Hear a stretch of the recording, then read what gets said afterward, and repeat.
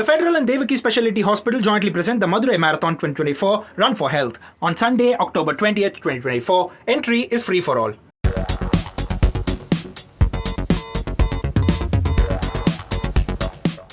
Welcome to the Federal. We are having a discussion on the MUDA issue. The focus is whether it is a legal or political issue or surely a scandal or scam. Now we are having Mr. K.V. Dhananjay, the Supreme Court advocate, here for enlightening us on the legalities of this case. Welcome, sir. Thanks for having me. Also, senior political commentator and professor from Azim Premji University, Mr. Narayan, he is with us. We'll discuss with him about the political impact in this case. Welcome, sir. Sir, about this MUDA issue, or sometimes we call it as MUDA scam. The events in this case date back to 96 about this land. Between 1996 and 99, it belongs to one Ninga and his children, and the ownership of the land of Kesare village of that in Mysuru area, which was acquired by the MUDA, and then it was denotified, and again the land was sold to Mr. Mallikarjuna Swamy. So all these issues about the denotification and the MUDA acquiring the land by MUDA is all during the period of Siddaramaiah, when he was enjoying some one or the other position, like he was DCM, opposition leader, CM, and like that. And also now the controversy began after it was sold. The land was denotified and land was sold to Mallikarjuna Swamy, the brother-in-law of Siddaramaiah, and Mallikarjuna Swamy gifted it for his sister, and the issue starts from there. Dhananjay, sir, when we look at this case,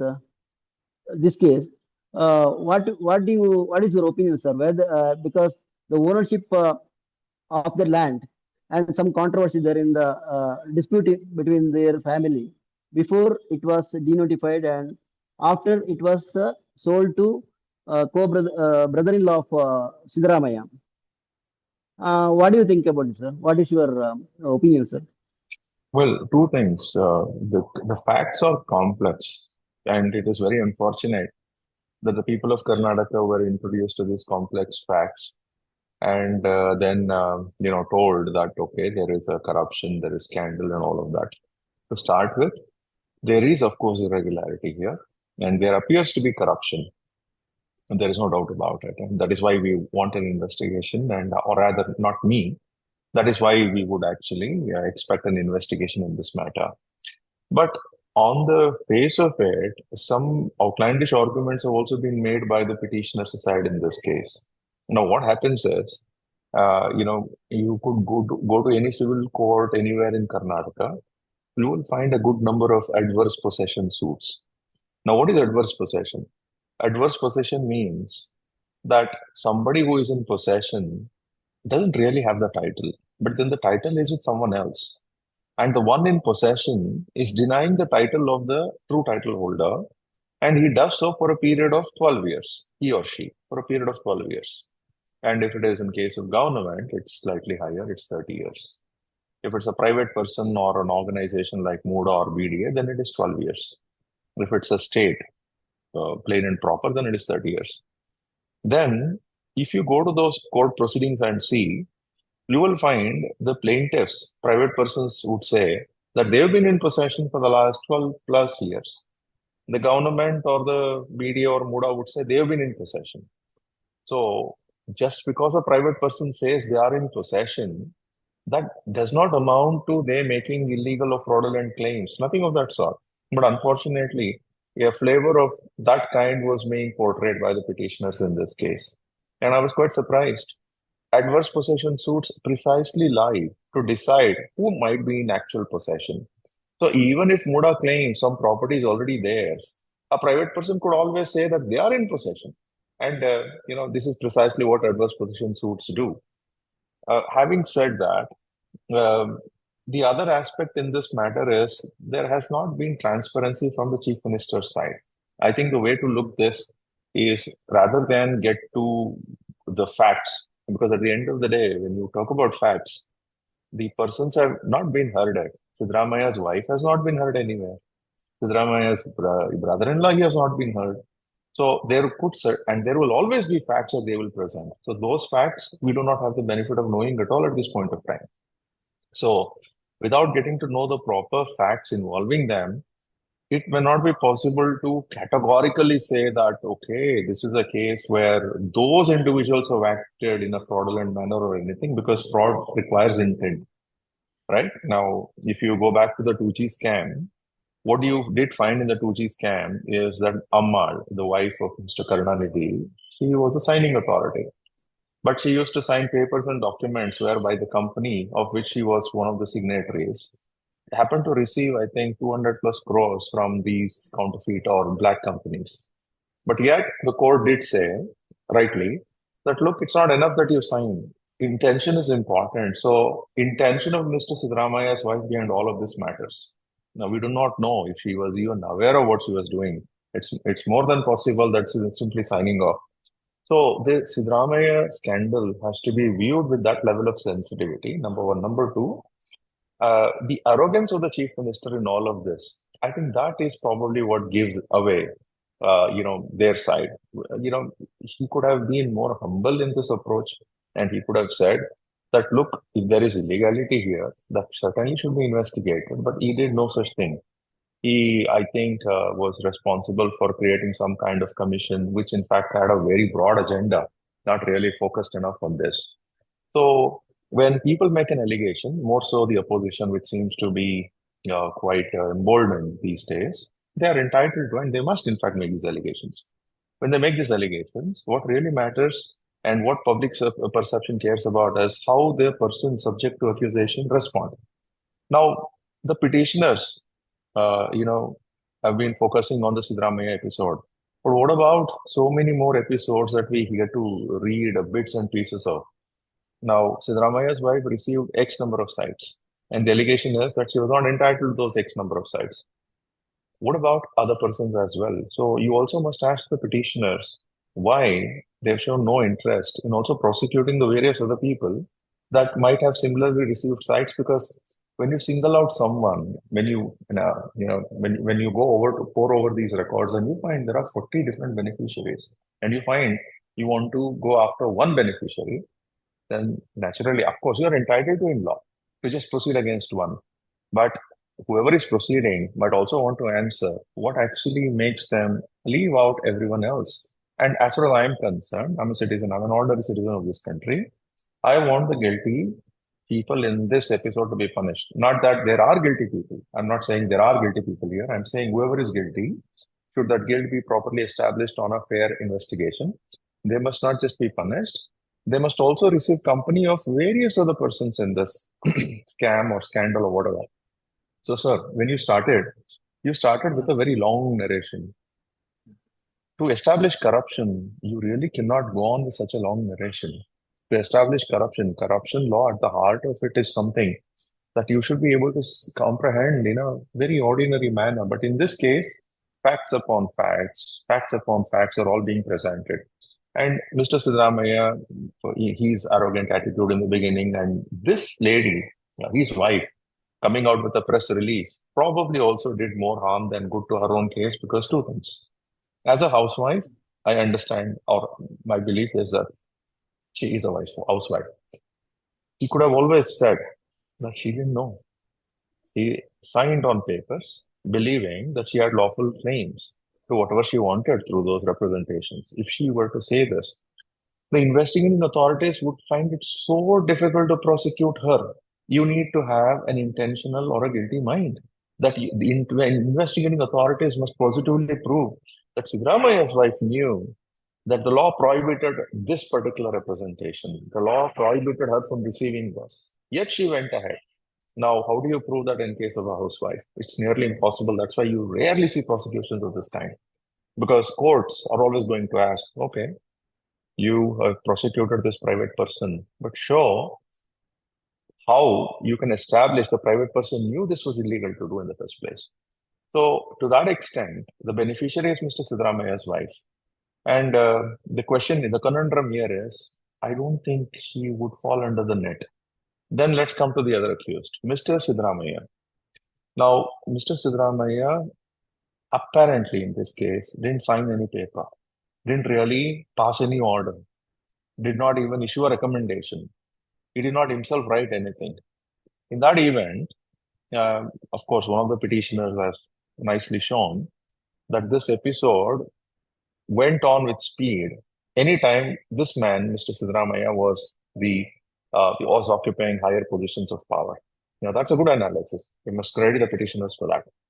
But under the Prevention of Corruption law, just like the other conventional criminal law, you go after the accused when you can prove something. Now, being quiet, being a man with great position of power is not a crime to start with. And the petitioners have not been able to show what precisely did Mr. Siddaramaiah do. So, directing an investigation against Mr. Siddaramaiah, for the trial court, it is possible because of this specialty in our Prevention of Corruption Act. Now, the specialty in our Prevention of Corruption Act is this. Conventionally, in some other crime, a crime of cheating or something, let's say, a typical criminal court would say, you have not been able to show against this particular accused A that he specifically did something or he failed to do something when he had a duty to do something, and accordingly, I will direct investigation. I cannot direct investigation against him. That's what a typical criminal court would say. But then a court under the Prevention of Corruption Act has slightly more powers.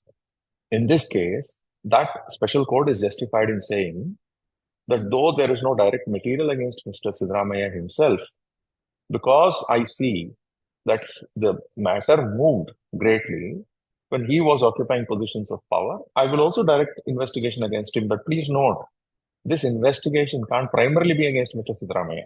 This investigation will primarily be against persons who have authored the denotification order.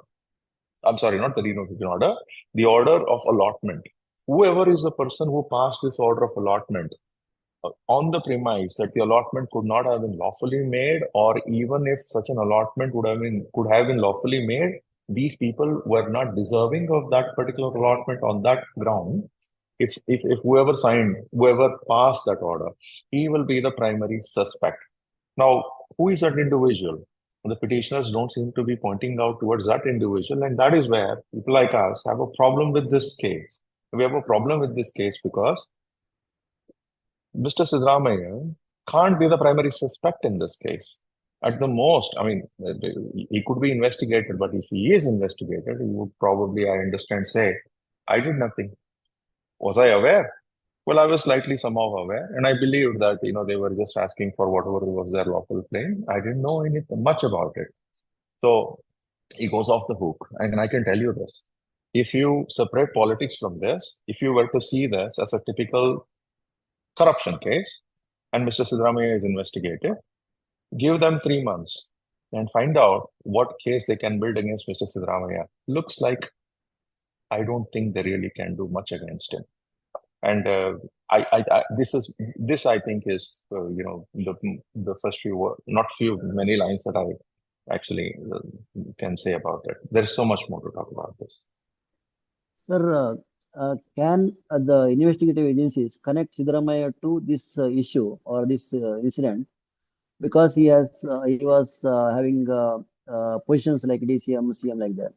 So No, even though there is no direct connection, sir?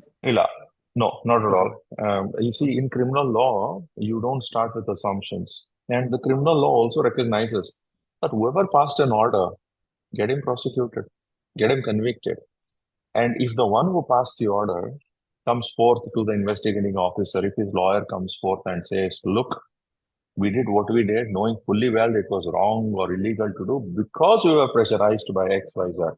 And I can show you that XY did pressurize this. And if that person would go over to a magistrate and then give a confession of sorts, turn to an approver, that is when Mr. Siddaramaiah can be nailed, not before that. And so this case is interesting for several reasons. Investigation is going to happen. Now, this investigation undoubtedly has a lot of political significance because the sitting chief minister is now subject of a criminal investigation. Now, people should just not stop here. The courts should not just stop at this point. We do not know Mr. Siddaramaiah will continue. My expectation is that he will be dumped, and fair enough. He is free to leave. But I'm keen to know what happens in this case in 2 months' time, in 3 months' time. Imagine in 3 months' time, the investigating officer comes back and says, "We have nothing against Mr. Siddaramaiah." Then, uh, that's a realization which also must mean something, to the people, to the public, to the courts. So I am looking at it also from that aspect because Mr. Siddaramaiah, I think it's difficult. Probably he could be arrested. Yeah, he could be arrested on one or the other ground and all of that because you should know just because a person is arrested does not mean that he will eventually be convicted. Like, there are a good number of cases. You could take murder cases in Bangalore. The accused are almost always arrested, but kindly see the conviction rate. I don't think it's more than 7.5 to 8%. Every 100 murders in Bangalore, or rather 100 murders which are tried in Bangalore Sessions Court, out of 100 murders, 92 of them walk scot-free. Only 8 of them are convicted, less than 8, 7.5. In fact, this also, we did some study because, because I come out in these forums, sometimes I felt that I was blindsided because we did not have this data. So we have a large team. So I put a good number of our lawyers to sit and work on this. We are finalizing the data. It looks like less than 8% of convictions happen. And this is a tragedy in a big country like ours, in a very big state like ours. This data should be available readily. I mean, the police department should be able to give us this data, but then you don't. You don't find it anywhere. So he could be arrested. Mr. Siddaramaiah could be arrested. And if he's arrested, some few days he probably will have to spend behind bars. All of that is possible. But is he likely to be convicted in this case? As things stand, I've been talking for the last 10 minutes, but let me speak with more certainty now for the next 2-3 lines. The possibility of conviction is practically zero in this case. And it's important for people to keep that in mind. We should subject him to investigation, and if there is a need for his arrest, because likelihood of tampering with evidence or threatening witnesses or whatever, please arrest him. But please also note, what's the likelihood of his conviction? Practically nil. And that's important. Now, if we lose sight of that, then we are just, being influenced by loud noise, not so much by intelligent deliberation. Sir, Mr. Narayan, sir, how might this issue affect him politically, even if it doesn't have legal consequences? What are the political implications, sir?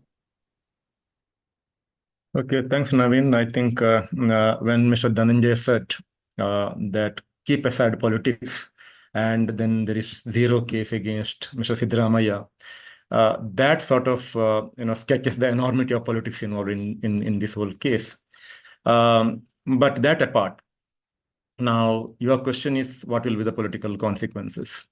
Mr. Dhananjay seems to be pretty sure that there is a possibility of his arrest. Now, the political consequences, whatever has happened so far is one thing.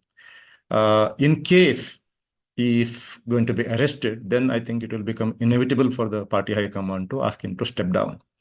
The real problem will start from that point in time, not now. Now, I think there is a low-level equilibrium. The administration might have come to a standstill. There is instability. All these things can be managed. But the real problem for the Congress party will start the moment he steps down, because at that point in time, the Congress party will have to find a successor for him. And in the situation in which the Congress party is in Karnataka, it is not easy for the party to find a successor who is going to be acceptable for all the 136 MLAs of the party, right? It will lead to serious internal problems within the party, and we see the indications towards that end even now. And it is very difficult to foresee what is the scenario which will unfold. But certainly instability will be looming large. And that seems to be precisely the reason why this case is pursued to, pursued with so much vigor by the opposition using all these petitioners. And I would also like to say that, having seen Karnataka politics so long and having seen the previous cases of corruption, this is a very different kind of corruption case. Right, at one level, it is possible for us to argue that there are irregularities and there is an element of corruption there, no matter who is involved, no matter who is going to be pinpointed, etc. But at the same time, I think it seems to me that here we are trying to impose pre-independence morality on a politician who is doing politics in 21st century. Right. So it's a very, very difficult situation for the party and for the CM. And it's also an equally unique case, very different case when compared to previous cases of corruption, where I think it's more of a manufacturing of a situation where the only objective is to ensure that he is going to be arrested, therefore he steps down. Therefore, an uncertainty and an instability is created. And in that situation, it is possible for them to fish in the troubled waters. That seems to be the issue here rather than any major issue of corruption. Yeah, that's what I have got to say at this point in time. Dhananjay sir, if it is a like corruption case, whether the ED or any other central government agencies can book him based on this case, sir? I understand the ED has already come into the picture to begin with.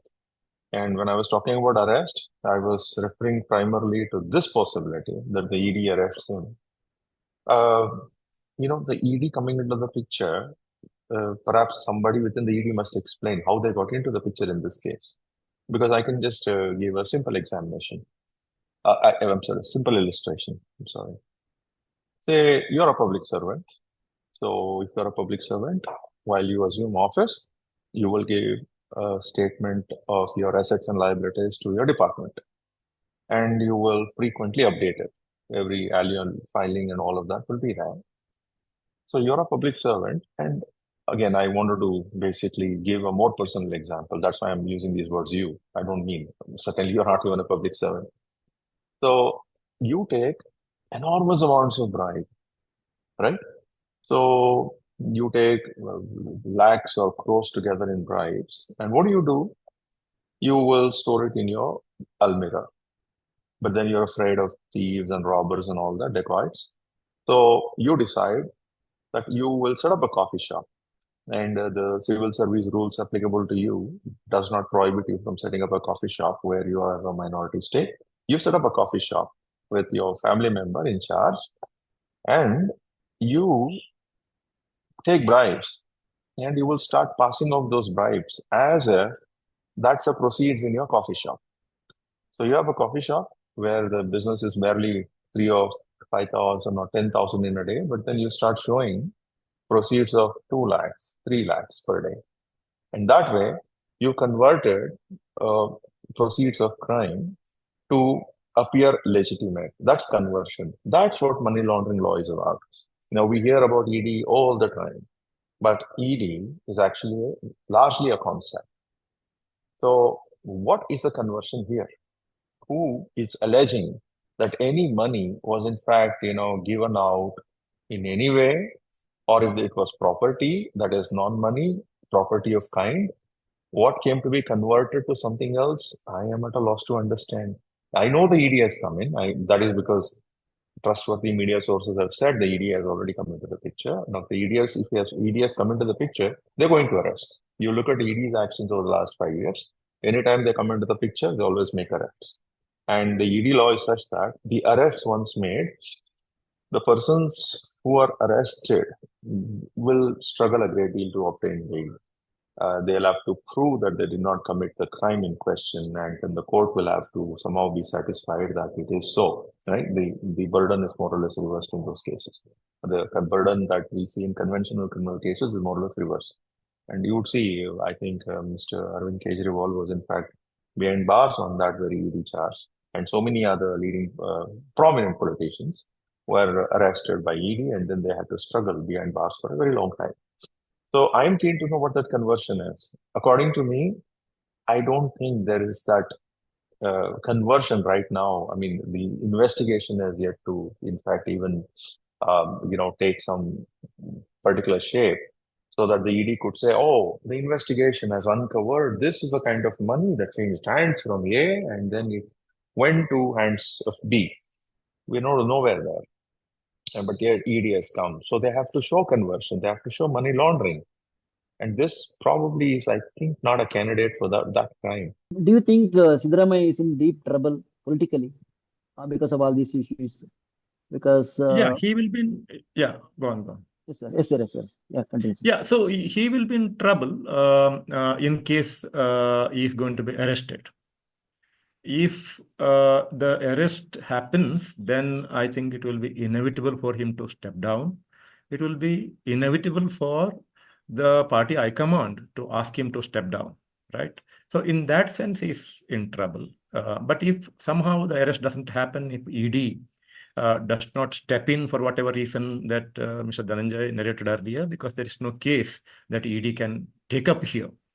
But it is not the merit of the case which matters here, but the politics behind the case, which dictates the sequence of events here. So it all depends upon whether he is going to be arrested. That is the issue. Even otherwise, one could safely say that the image of the chief minister has taken a serious beating. Even if he is going to be acquitted 2 years later, 1 year later, 3 months later, whatever it happens, at the moment, one can safely say that his image has taken a beating.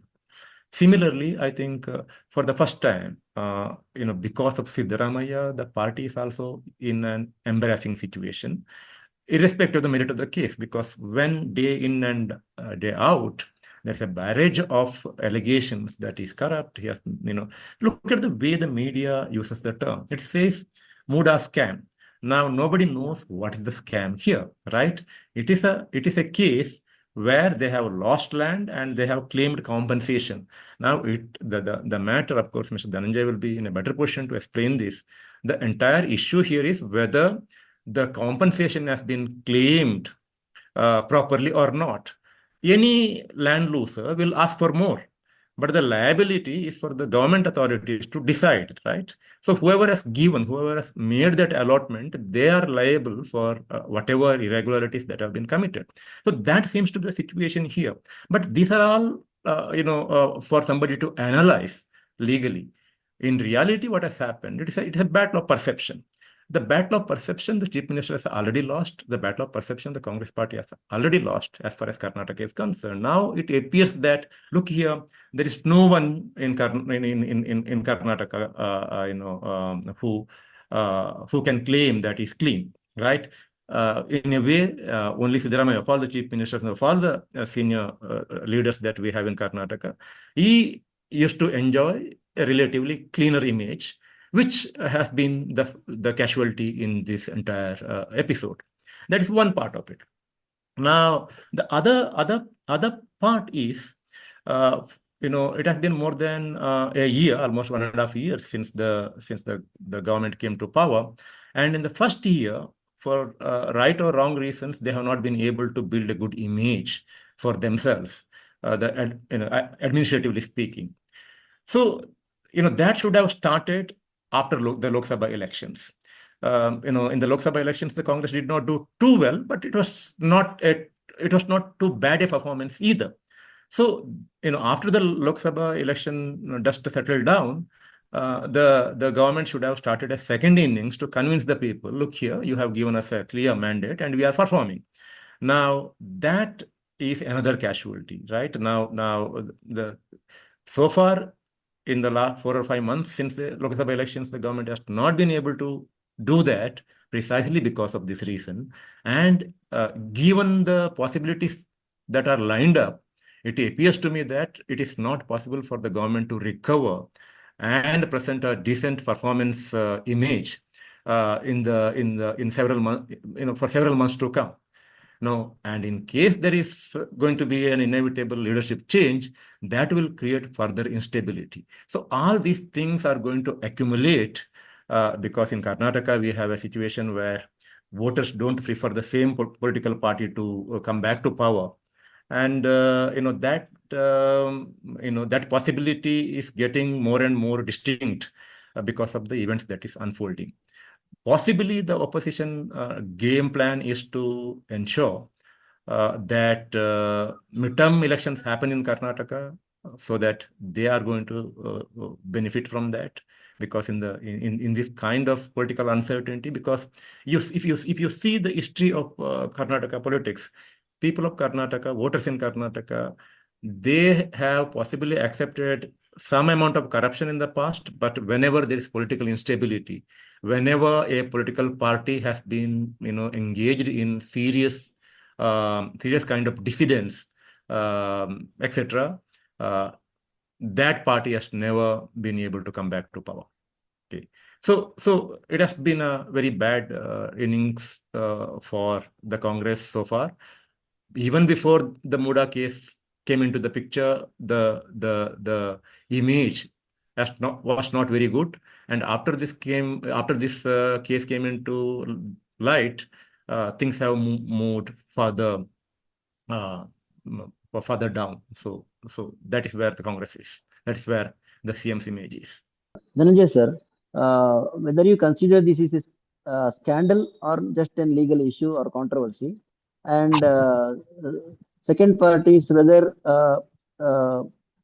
this issue just focus on Siddaramaiah or MUDA or his wife and her relatives. What will happen? Well, I think at some level, the confidence in the petitioners also matters. Now, if the petitioners were such that one could have confidence in their broader claims, then one could have readily said that, oh, there is outright corruption here.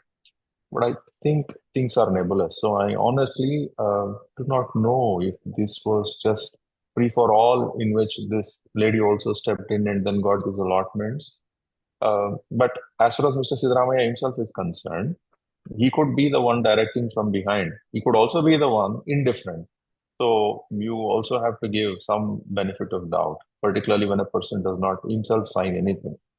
So I would not have been surprised if the courts in this case had said that there appears to be corruption, illegality, and the person who authored the the person who authored the allotment order shall be investigated, along with the people who sought for that.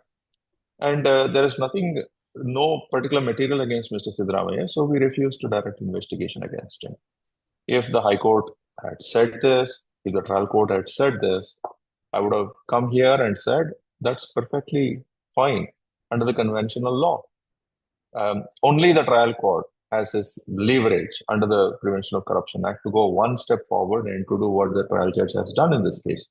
But if the conventional legal standards were applied and they had said, look, Mr. Siddaramaiah might have been guilty here, might have himself orchestrated everything, but that's not something the courts can make an inference about at this stage. That is, an event that the investigation will have to uncover. So there's no case against him. There's no case for investigation against him. And the court said that, I would have commented and said, that's well within the conventional legal theory, conventional legal standards. That's what courts do 99.99% of the time. Go to any court, open up any book on standard criminal law, you will actually get to know this principle in the very first 2-3 chapters. So to answer your question, sir, this is what I would like to say. This issue has been obfuscated so much so that, well, nobody knows what's really happening. What's really happening in the sense the ED has come in, and I think that point when this went out was the ED has come in, but we are baffled. What is a conversion here? What really is a conversion here? The ED doesn't seem to care to explain, and the media also should go to the ED and ask, sir, you come in, what is a conversion here? And for you to arrive at a conversion, look at the speed with which you've come. It's not as if anybody notified you, or maybe the petitioners have notified it. But okay, you acted on someone's representation. But what's the conversion? What really was transformed? What illicit money or property was transformed into licit or legal money or property? You see, it's important for the ED to say so, ED to point that out. And at some level, if I am permitted to analyze it, the analysis would be, Mr. Siddaramaiah just got scared. He got so scared, he did the unthinkable of going to the High Court before the trial judge had even used the sanction order passed by the governor. And I was expecting that the High Court would say, look, Mr. Siddaramaiah, you're the Chief Minister or sitting Chief Minister of Karnataka. But there is a legal standard by which the affected are judged. You're not even an affected person now. The petitioners have taken a case to the trial court. They have annexed with their petition a copy of the order of sanction given by the governor. The trial court is yet to make use of that. Now, that order of sanction is addressed to the trial court. It's not addressed to a person sitting in the market. It's addressed to the trial court. Now, what if the trial court says, notwithstanding the sanction, notwithstanding the governor's belief in this man's culpability, I see no case for a ordering investigation against him? Then what's the point of all this debate and discussion? I was expecting the High Court would actually throw out that case and say that this is premature. Why have you needlessly come? I'm surprised why Mr. Siddaramaiah even went to the High Court and and drew so much of attention to the facts of his case. And that kind of fear, I think, does bad things to everybody. And I think he was needlessly scared about it. Well, if he honestly believed that he has nothing to hide, he should have actually been, more or less confident about it and said, okay, I'll face the investigation. If at all an investigation is directed, why should I question? So, making it rather personal with the governor I think, was a fault on his part. But then comes so nebulous. Things have become so nebulous. It's hard to say. And as I was pointing out, Mr. Siddaramaiah seems to have scared himself excessively over this, to the point that he went to the High Court when he didn't have to. There was no cause of action for him to go. And he probably must have felt that it is a good thing to attack the governor for what the governor has done. So I think that was ill thought. But if that is going to be the strategy, then do it the full hog. Please attack the governor on all the kinds of sanctions he has withheld. You should attack the governor. Now, apparently, in the case of Mr. Kumaraswamy, what we get to know is that the governor has, asked for an unwarranted clarification just to delay the matter. Now, why that certainly should be attacked, and it's important for the government in its official capacity to, it is possible for the government in its official capacity to take exception to all of that. In politics, what happens is if opposition is going to hit out at the government in power, then the government in power also has to be determined enough to expose. So the Kumaraswamy's case, one where sanction is expected to be given for the asking, we don't see sanction having been given at all. And that's a surprise of sorts. So it's important for Mr. Siddaramaiah to take this fight to the finish and to the logical conclusion. It looks like he is going to step down because he is going to be arrested. Now, why does he not also want more people to join him in jail? So he should, in fact, attack and expose the governor for all the sanctions that he has withheld. The governor has no business to delay sanction as far as Mr. Kumaraswamy's case is concerned. If the Lokaयुcta police has filed a charge sheet, which means the investigating authority feels that there is a case against Mr. Kumaraswamy. The governor is not a court of law. He does not determine anyone's innocence. So the governor's sanction assumes a very nominal role in such cases. He is required to give sanction. Instead, asking for clarifications as if he's a court of law, I think that was unwarranted, number one. Number two, if the Lokaयुcta would somehow divulge that, then wanting to know how these public proceedings, by the way, every proceeding under the Prevention of Corruption Act is a public proceeding. There's no concept of a in-camera trial or a private, or secretive proceeding under the Prevention of Corruption Act, like you could have under the Official Secrets Act. So all of this, asking for sanction, giving or denial of sanction, are public proceedings. So that is actually outlandish for the governor to want to know how this matter went out and leaked into the public domain and all the thing. So I'm saying this just as one example because that is what we've read in the papers. Maybe there are 10 more, 20 more. Mr. Siddaramaiah took up a fight with the governor. And when he went to the High Court prematurely, that is a fight he wanted to espouse. So he should not stop. He should also take it to its logical conclusion. That's what I would like to say. And a simple answer to the question, facts are nebulous here. And the petitioners don't inspire confidence. So it's hard to tell if in this particular case there was corruption. But what seems to be the case is there seems to be corruption at this MUDA in the matter of allotment. So who got allotted and how and why and to what extent, that certainly deserves to be investigated at the with great speed. What will be your opinion about the governor's role? And after the returning of sites by Parvati Siddaramaiah, what will happen, sir, politically? No, two things are, sorry.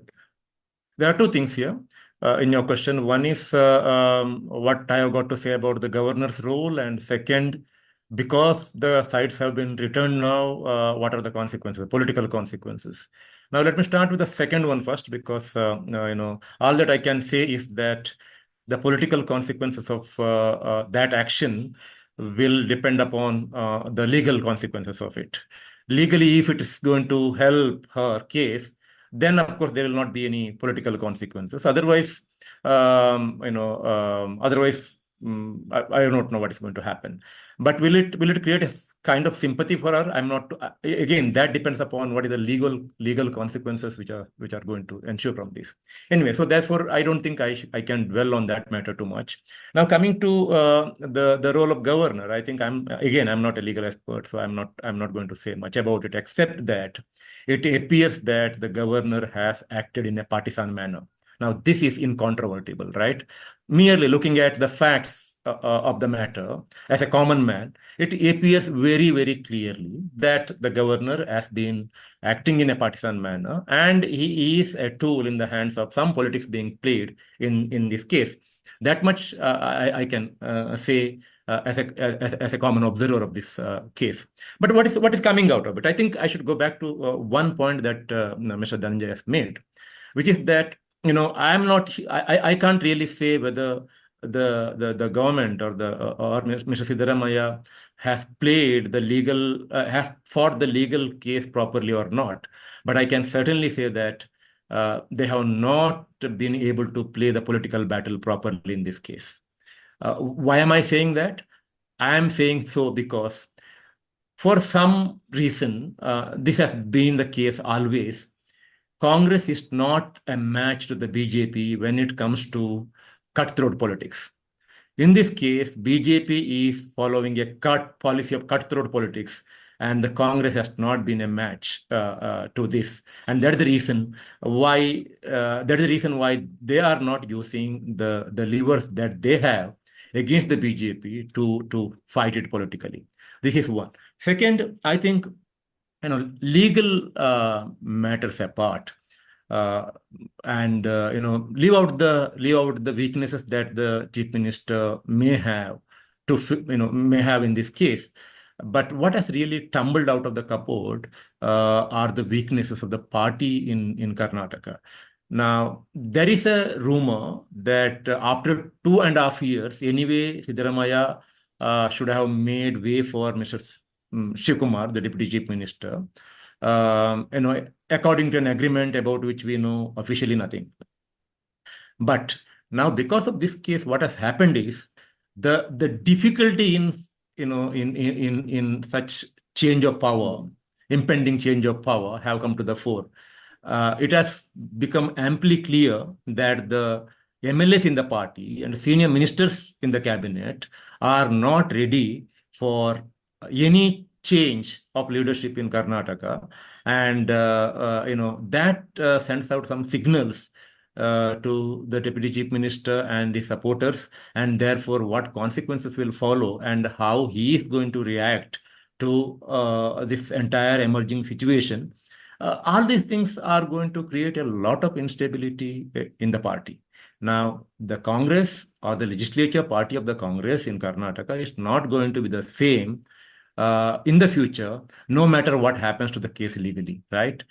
So many things have come out in the public, and to rectify that and to address that will be a Herculean task for the party.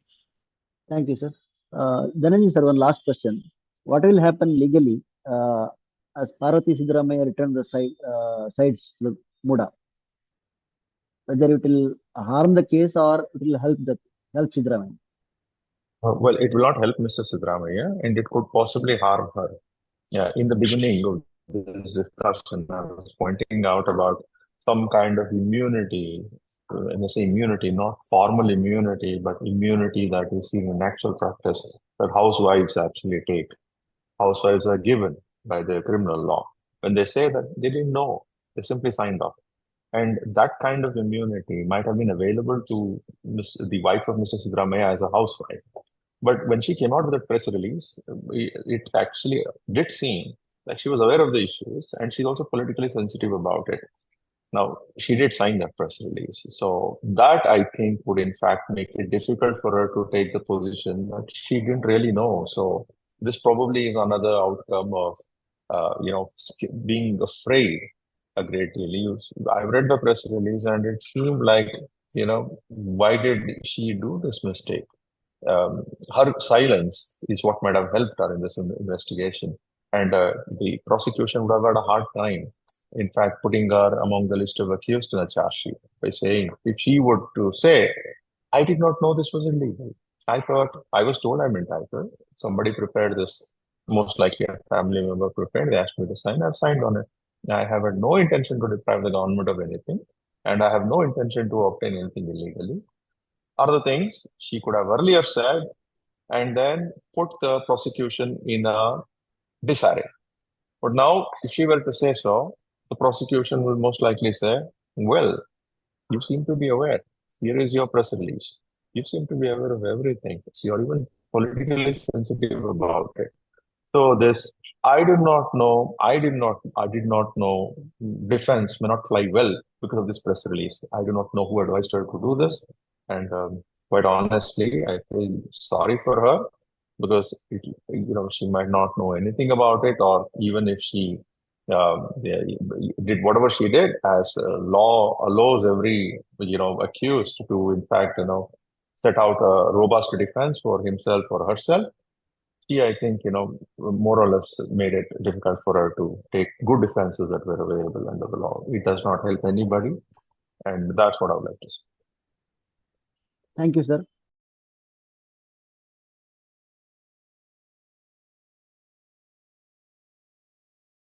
The Federal and Devaki Specialty Hospital jointly present the Madurai Marathon 2024 Run for Health on Sunday, October 20th, 2024. Entry is free for all.